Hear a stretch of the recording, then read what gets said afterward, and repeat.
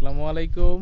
রমজান মাসে তো আর মানে স্টাইলিশ ফটোগ্রাফি হবে না, তো যার জন্য ইসলামিক ফটোগ্রাফি করতে আসছি।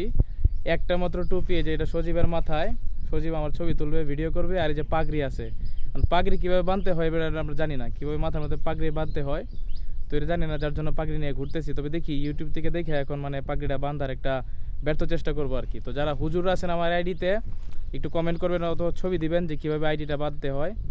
আর সবাই দেখবেন আমার আইডিতে শীঘ্রই একটা রিমেক করা গজলের ভিডিও আসবে আর ইসলামিক ফটোগ্রাফি করবো। আর টোটাল জায়গাটা অনেক সুন্দর।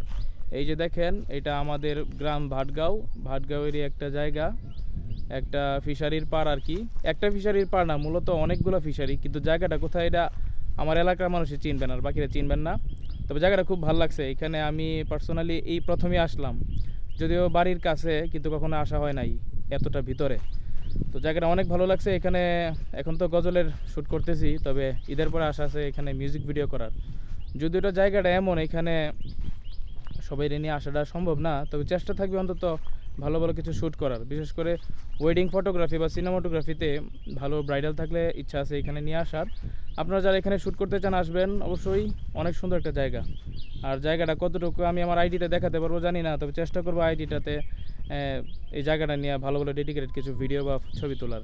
তো সবাই সাথেই থাকবেন। সজীব, একটা হাই দাও, ভিডিওটা শেষ করি।